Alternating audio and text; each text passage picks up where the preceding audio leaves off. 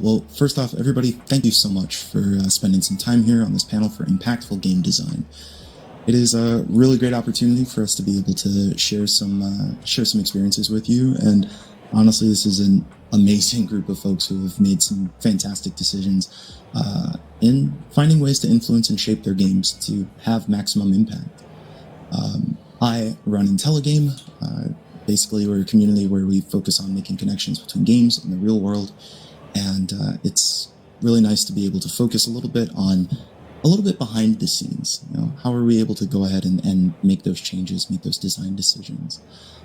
We have a fantastic group of panelists here that I would like to give some space to introduce themselves. I'll go ahead and call them out by name, and then if they can basically go ahead and give some information about themselves, their name, pronouns, the role that they have and the team that they're working on, and their socials. But I'm also going to ask a quick introductory question to get to know folks a little bit more personally, which is name a game design decision that somebody else made that had an impact on you. So I would like to start with Tanya over at Kitfox. Sure. Hi. So I'm Tanya X Short. I'm the captain of Kitfox Games. We're an 11-person studio here in Montreal. My pronouns are she and her. And we are making a few different games, but we're probably most known for releasing Boyfriend Dungeon last year. And we're also publishing Dwarf Fortress, the official artful Steam version coming someday. Wow. As for your question, Josh, I have very strong memories of the first time I played through a little-known indie game called Cute Night. I had played a lot of Princess Maker in college, but Cute Night came out in 2005, Wikipedia tells me. Oh my goodness. And Cute Night, so if you don't know Princess Maker, in Princess Maker, there's a daughter that you're helping grow into a woman. And it's a little bit creepy, but it's a very interesting game design and sort of later would be revisited in various life sims, raising sims as they're called now. But at the time in 2005, just the fact that you're playing as the girl from age 18 to 21, and the fact that you adventure as her and live as her and make choices as her was such a shift. Even though the game mechanics were all the same, the way it was positioned was so different, the experience was so different.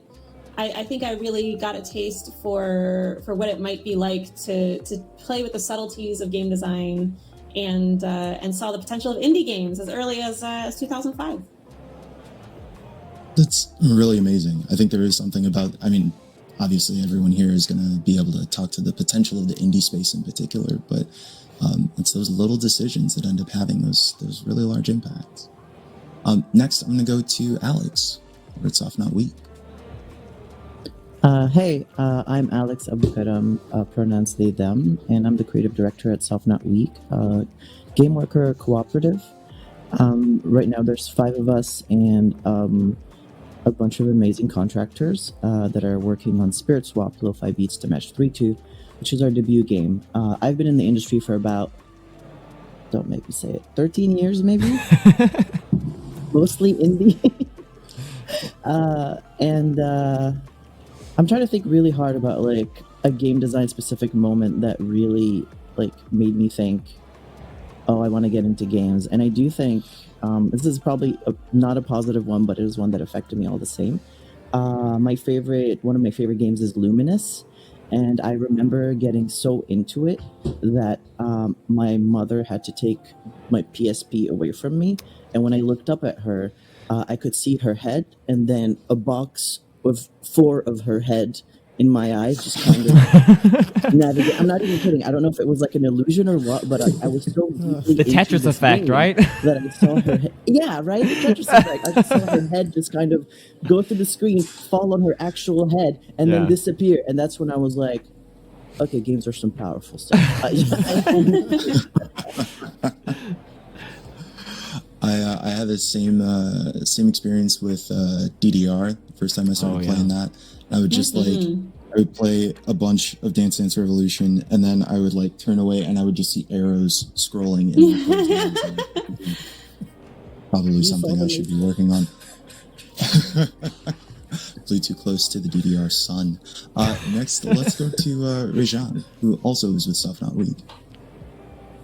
Hello, everybody. My name is Rajon Taylor Foster, aka Maximum Crash, and I am a co-owner and lead UI UX on SpiritSwap at Soft Not Weak. My pronouns are they, them.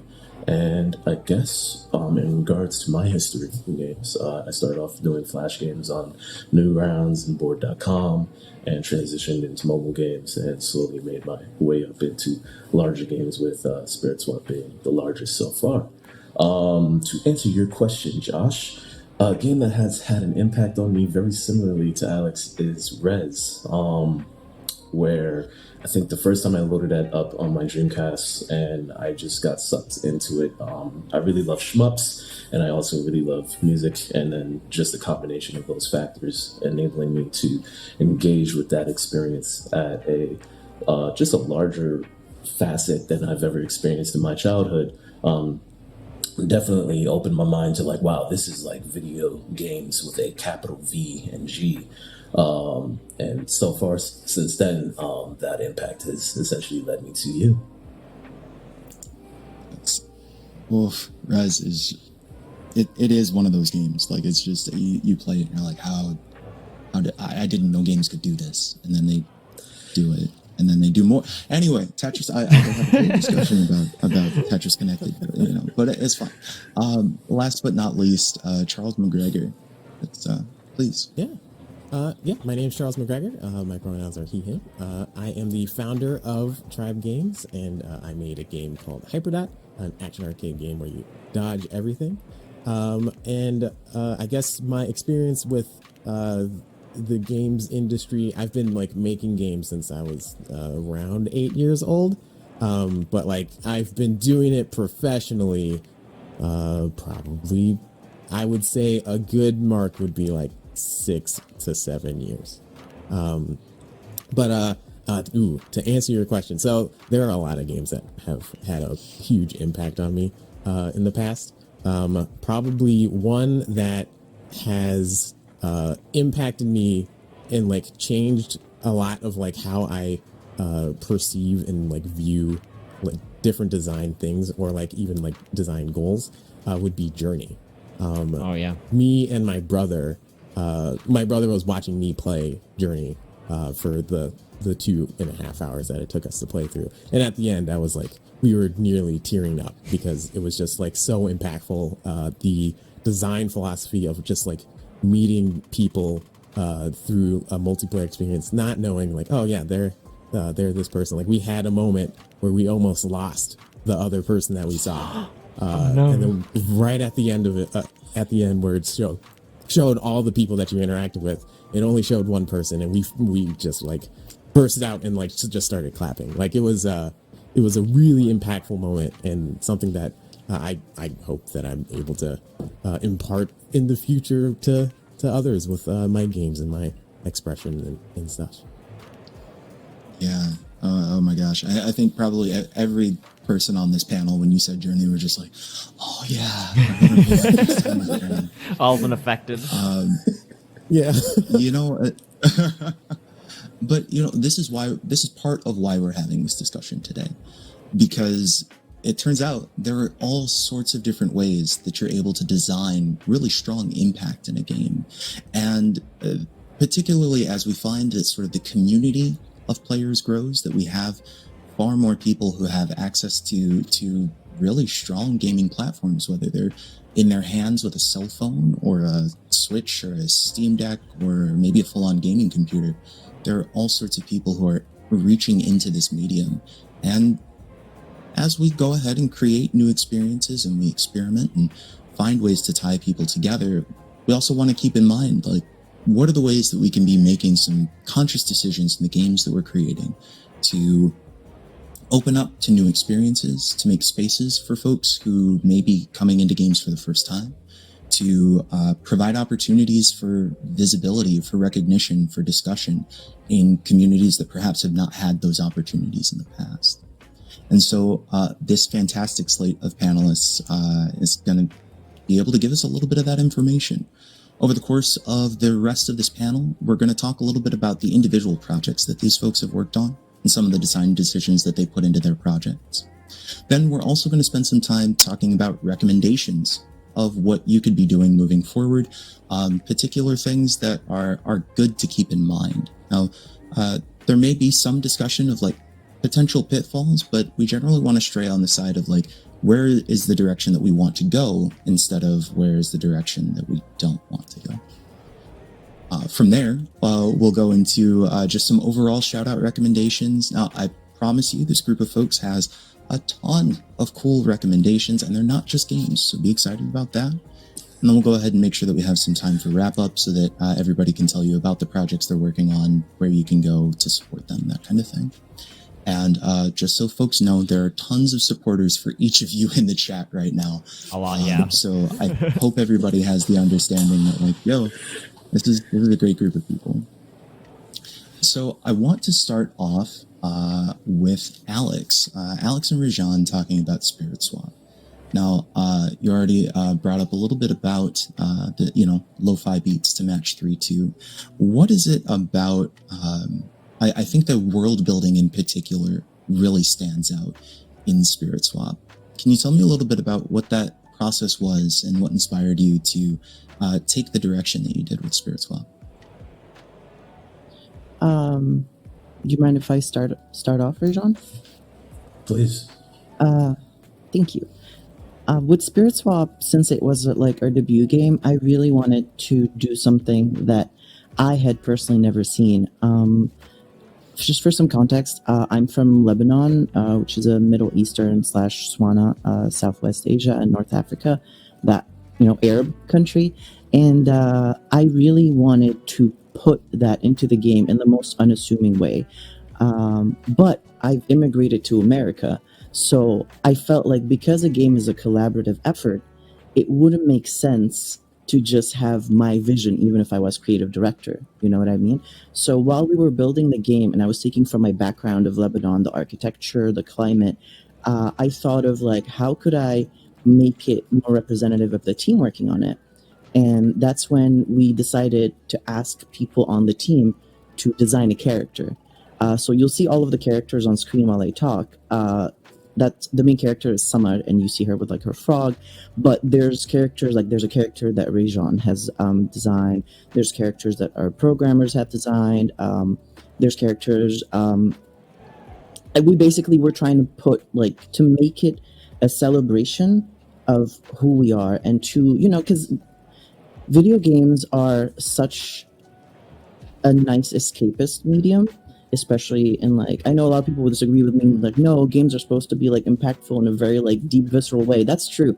But I also think escapism can be deep and visceral when you see yourself reflected, if that makes any sense. So when we were working on Spirit Swap, we decided that we were going to make it very indicative of what everyone on the team, or most people on the team, look and feel like, but like meshed into like this beautiful, very happy package.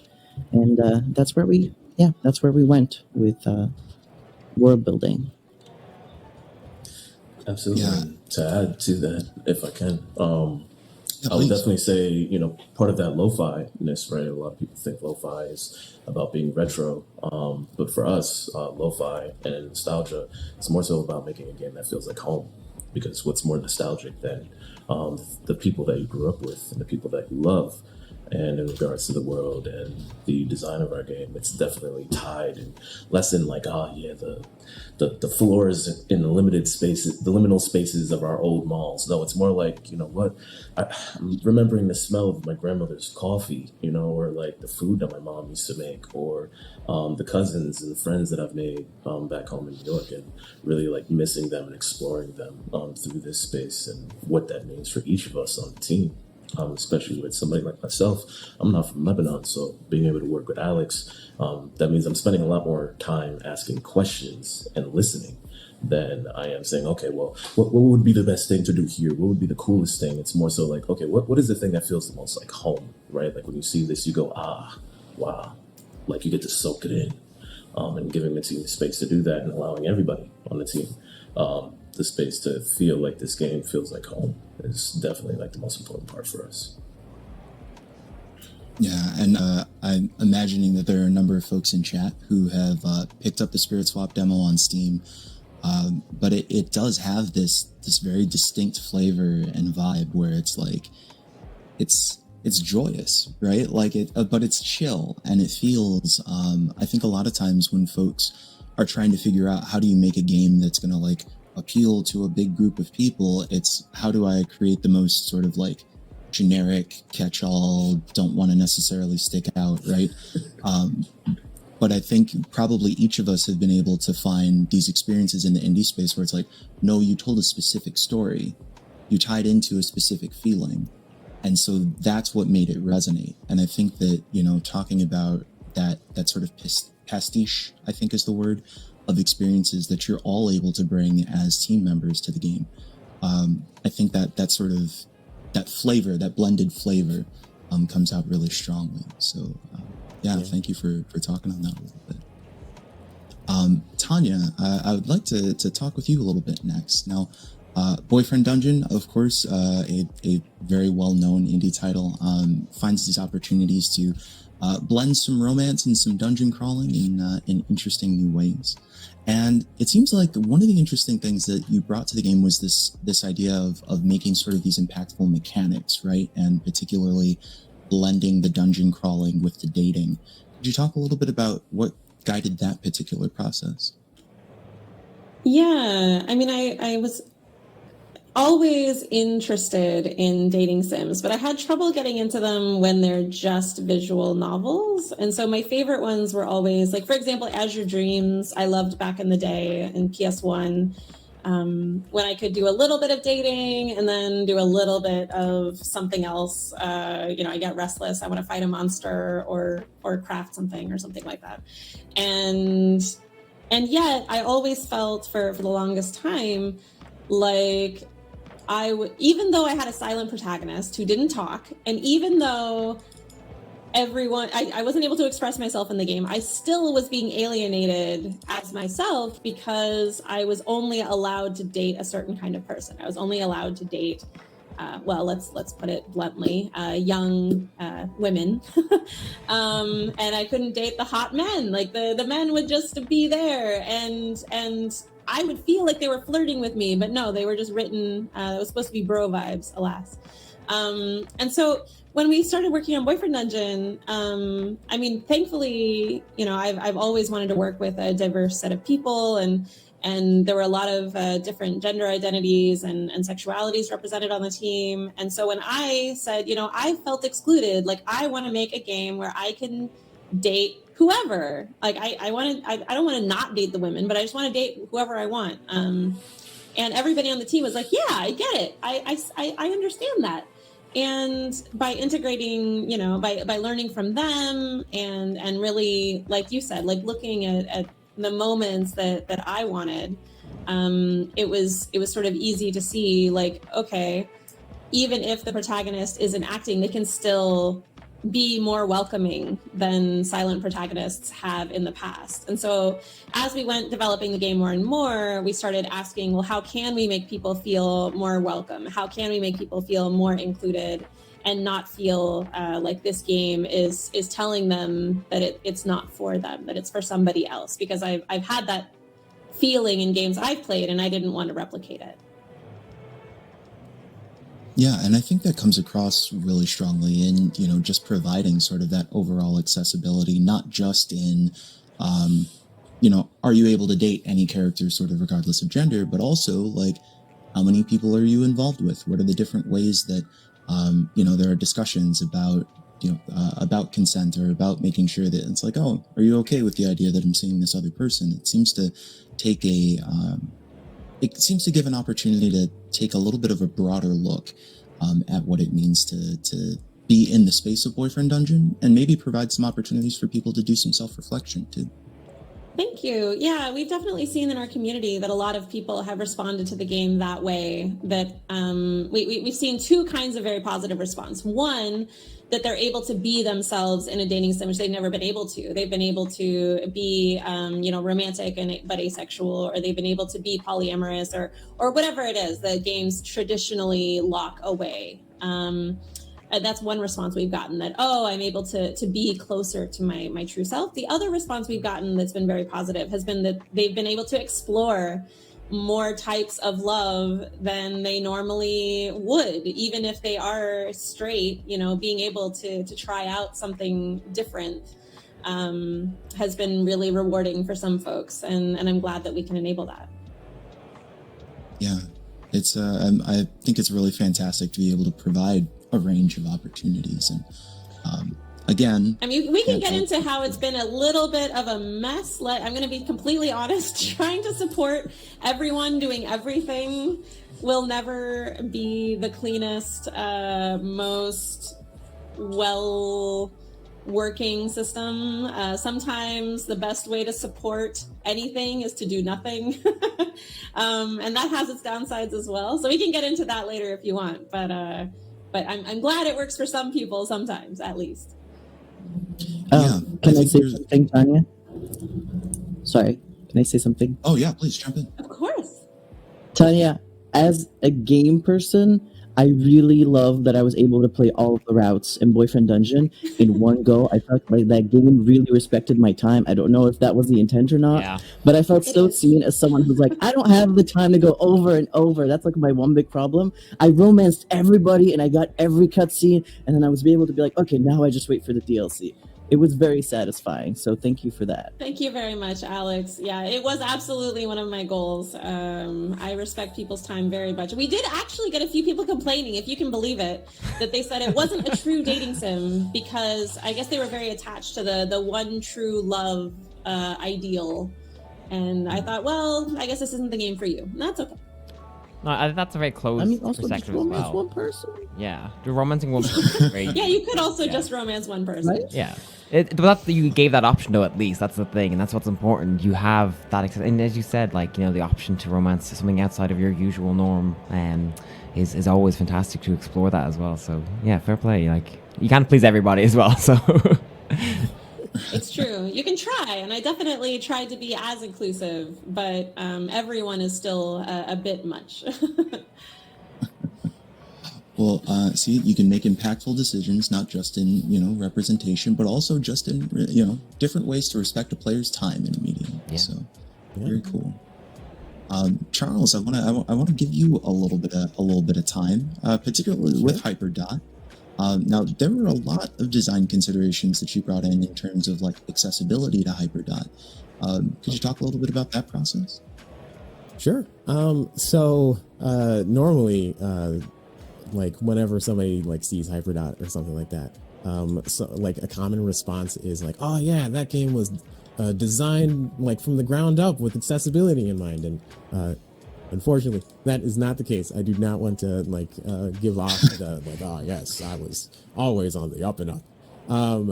It was really more of a happenstance kind of thing where I had two design principles, which were minimalism and flexibility.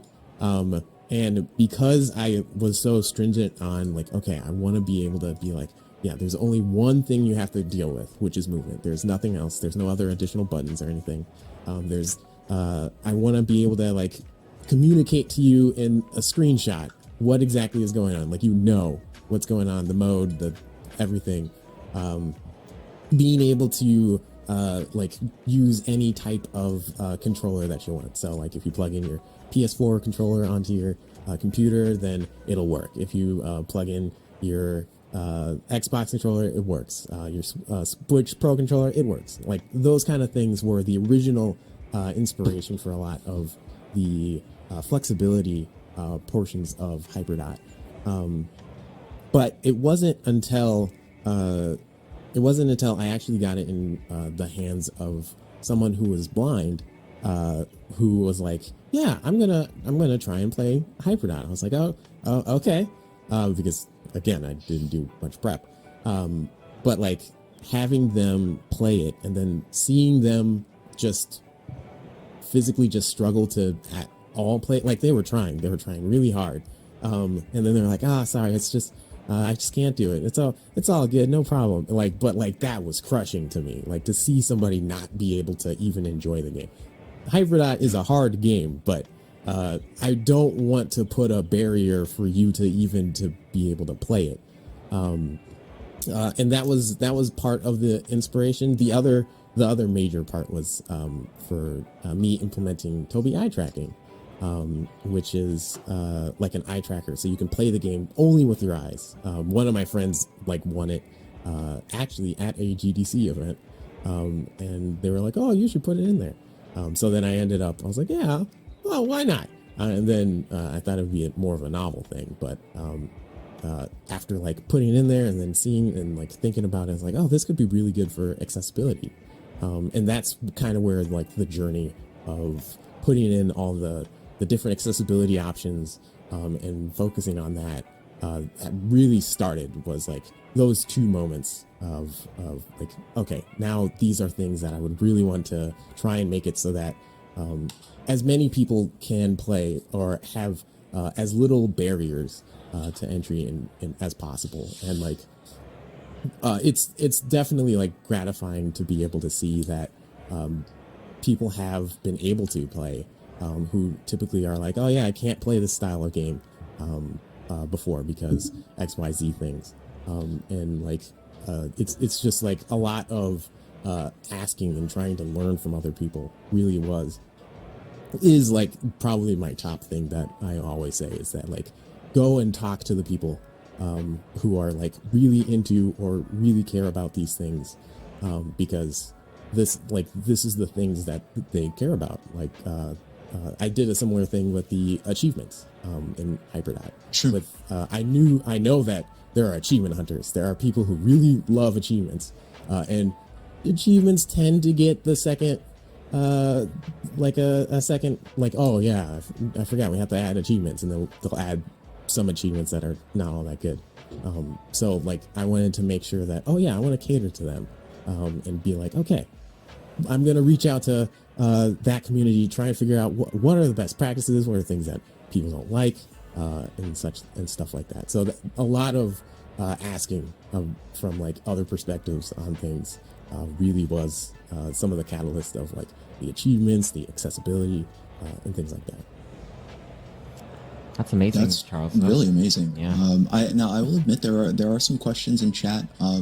For folks in chat, obviously we've got a fantastic panel here.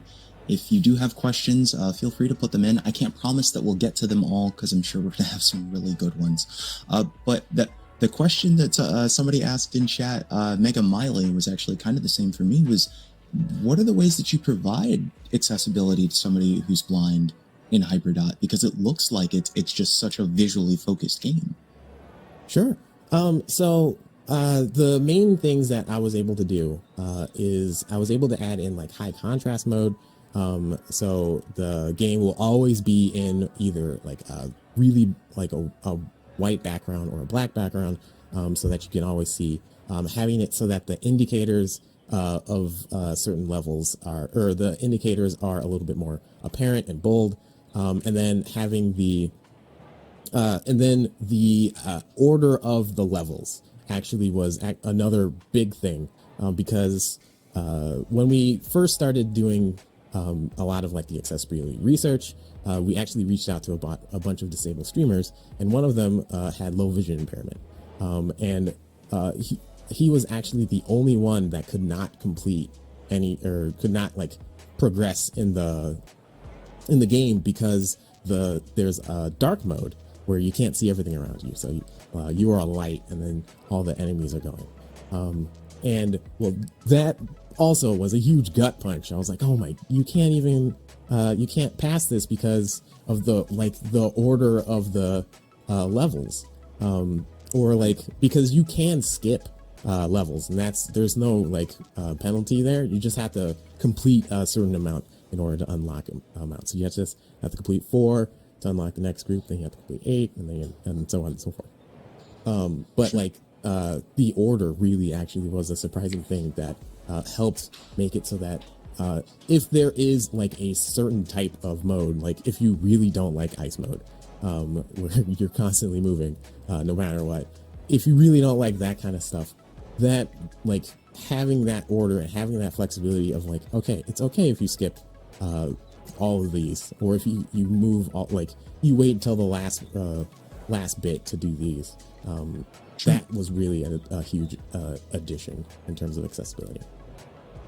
That's really cool, and I think it also does highlight that idea that there are different amounts of visibility or ranges that you're trying to compensate for. So there may be folks who are are legally blind, still have a certain amount of sight, and being able to put together that contrast or things like that are helpful. But I really do appreciate the way that you talk about sort of like, I didn't have all this figured out at the start. I instead, I was going through and I learned from people who had these experiences, and I listened to them, and then I took their feedback and figured out what are the ways that I can implement a change to make sure that they can access this game, which is really wonderful, and I think is a really nice segue into our strong recommendations segment. This is I think it would be really cool to hear from each of you, sort of like, if you were to give recommendations to folks in the chat. Obviously, there are probably a number of game developers out there who would love to know from your expertise. What are some things that they can be doing to make sure that they are developing their games impactfully, that perhaps they're reaching communities that they might not have thought they could originally, or providing space for folks who may not usually have it? And I think, oh, wait, I think I saw somebody start to speak up. Tanya, was that you? I could start. I think my main learning from Boyfriend Dungeon was that maybe don't try to impact everyone. Thankfully it didn't completely blow up on us, and we did hire sensitivity consultants for a few different representations in our game that weren't in our team. But the core takeaway I got was that the strongest parts of Boyfriend Dungeon, the parts that people keep coming back to me with over and over and over, were the parts that were closest to my heart as the writer, as the designer. The character moments and the challenges and even the flirting, those moments that were the most Tanya were the ones that really spoke to people the most. And thankfully we were able to package it in a way that people, not necessarily like me, were able to enjoy it as well.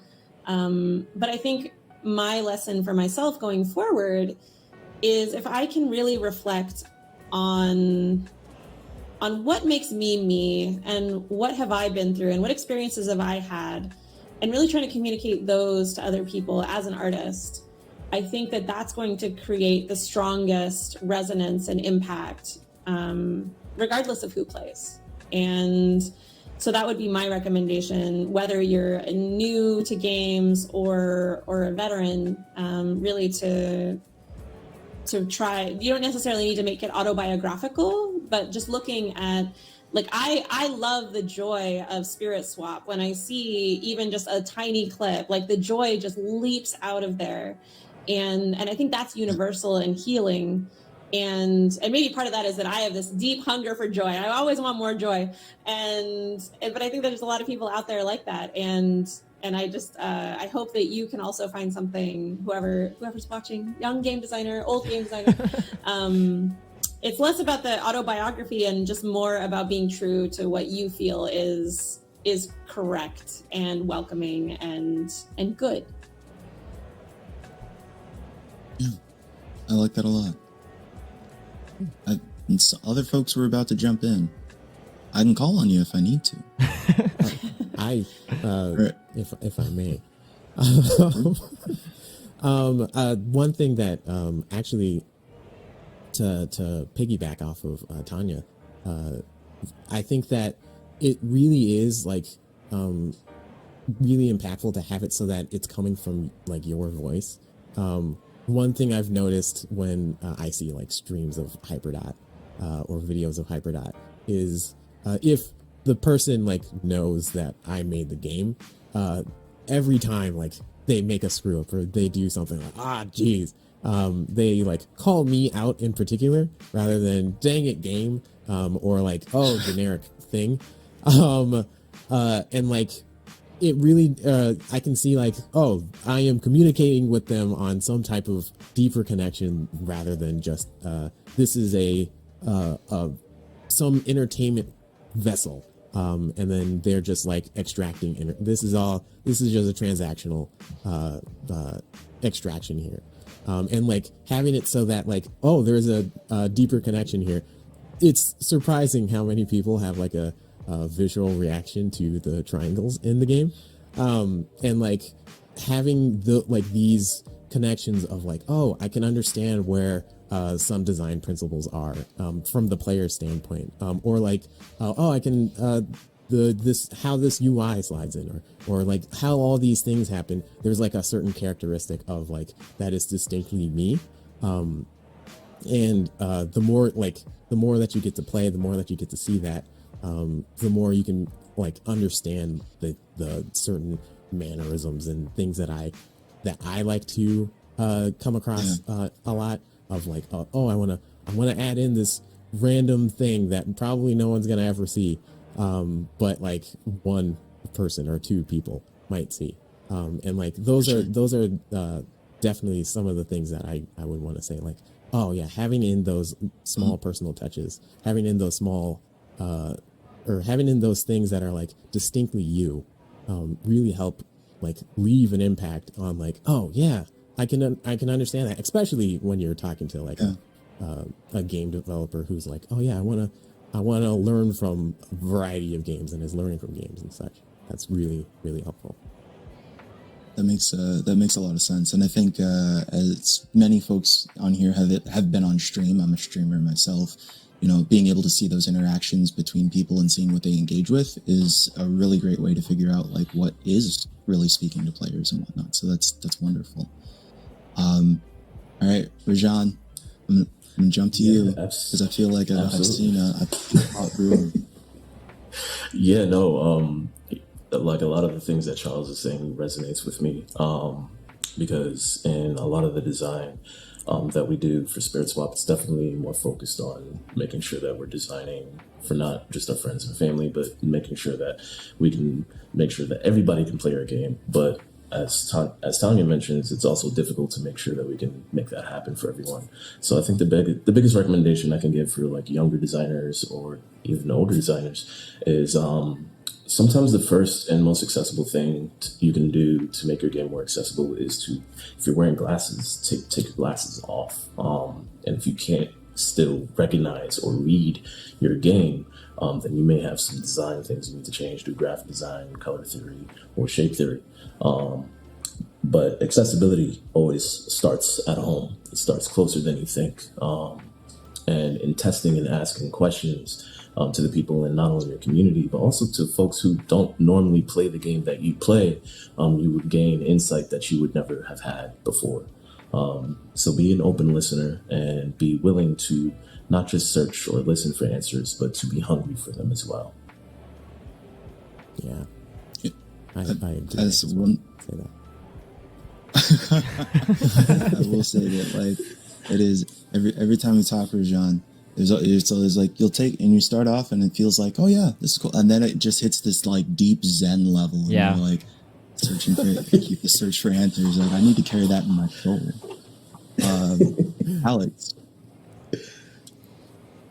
Yeah, for me, the best advice I ever got on that was from Rajan, where Rajan said that when they design with like, I think it was the grandma test. Like, can I hand this to my grandma and will she get the hang of it?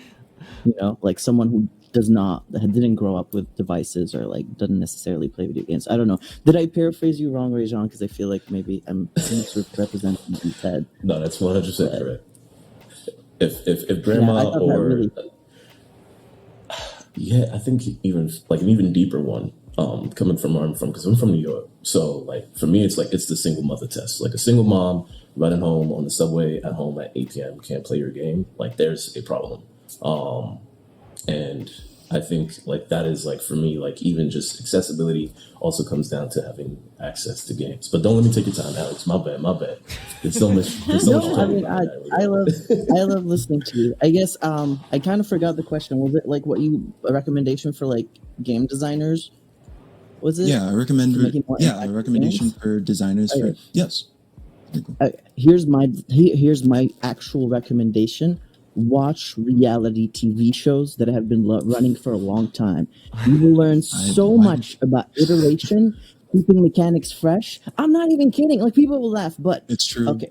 Survivor. Yeah. Just take one. Watch the first season of Survivor. Watch Survivor season 8, which was, the theme was, I kid you not, race wars. Oh my god. When they tried to reinvent the fucking franchise, they did. They made tribes of different ethnicities, and they were like, fight. It was, what are they thinking? And then watch, like, when they introduced immunity idols, because the game was getting, because there's a game, there's an edit game, and then there's like a whole thing that happens. And a lot of the times when we iterate in game design, we iterate inside our own bubbles. But looking at what people who aren't traditionally considered game designers, who have also been doing that work for what, like 25 years now? How long has been Survivor been airing? Do not answer that. I am old.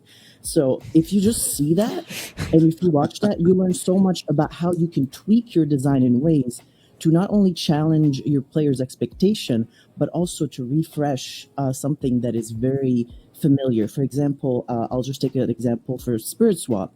When we were designing Spirit Swap, I wanted it to be an homage to Panel de Pawn / Tetris Attack. Panel de Pawn's the better one. Nobody at me in the chat.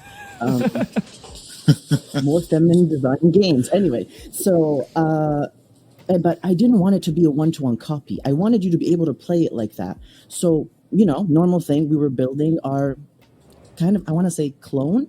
We were building our clone and trying it and trying to make, you know, the very tactile swapping feel good.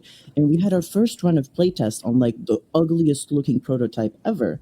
And this is, I'm going to be very honest with you, this is where the spell system, which is what makes our game different, came from. A friend of mine who loves these types of games, like cursor-based match 3, but is really bad at them, while he was playing, said to me, you know, I really love these games, but I hate that when I hyperfixate on the bottom trying to like make these cool combos, there's always a tower somewhere that sneaks up on me on the side, which is a very common problem with new players or like not super intense players of Tetris Attack / Panel de Pawn. It sneaks up on me, and then I lost. Like, and I was just really getting into it, and so I was like, well, what can I do to help with that? And that's how the spell system was born, where if you arrange some of your pieces in a specific pattern, like a square or a flower or whatever, you can trigger a spell, and one of them just wipes the upper half of the board. So now we've basically allowed you to either play the regular way, if that's what you want, or to work with this new dimension that we added to the game. And now you kind of have leveled the playing field between someone who has been playing Tetris Attack Panel de Pawn for God knows how long, who's a speedrunner and whatever, and someone who's brand new, who's just starting to play, and they both feel like they can play. These are lessons you can take from Nintendo, by the way. They do that for Smash Brothers every time they release a new one. It's about that. And I learned that personally from Survivor, from the fact that they don't only have to worry about the players, they have to worry about the fact that the players have been watching this entire time. So there's a game, there's a meta game, and the way to keep it fresh is to just mix the iteration. But I've never seen a more, like when people tell you, oh, iterate in game design, I'm like, what the fuck does that mean? I've never seen it more beautifully put than by watching Survivor evolve through 42 seasons now. Survivor paid me for the sponsor. It's such a strong recommendation for Survivor, but yeah, I'm afraid actually we're running out of time, so we're gonna have to cut it short. So if you guys would like any quick, shout outs for, I know you guys have some amazing projects, so, and your socials as well, we'll throw in the chat as well, just so you guys, get that awareness as well. But any shout outs you guys would like to, Tanya, Alex, Rajan, Charles, of course Josh yourself as well. Go ahead, yeah. Why don't we just go in reverse order from our introduction? So, Charles? Sure. So yeah, you can follow me on Twitter, either Tribe Games directly at Tribe Games, or me at DarkHazesTG. You might see me in the chat if you've noticed. But yeah, you can follow me there. I'm gonna have more updates. I know that there are people who are looking and hungry for the Switch and PlayStation ports of Hyperdot. I'm still working on it. I'm sorry. But yeah. Great. Rajan? You can find me on Twitter at maximum_crash, or you can find Alex and I on the @SoftNotWeek handle, where we'll mostly be promoting lo-fi beats to match 3 for Spirit Swap. And I think my recommendation right now is definitely play Treachery in Beatdown City by New Challenger. It's a Fantastic dope game. game, and they have some dope stuff coming out soon. Yep. Very, very nice. Alex. Watch Survivor. Also follow @SoftNotWeek. That's it. This is not Unity endorsed.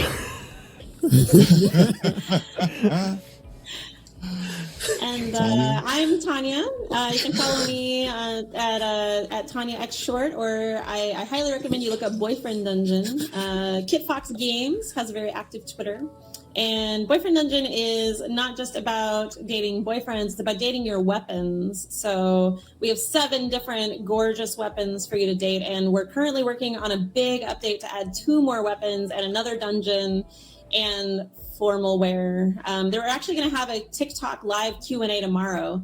So if you keep an eye on our Twitter, you should be able to see some Boyfriend Dungeon behind the scenes tomorrow, never before seen.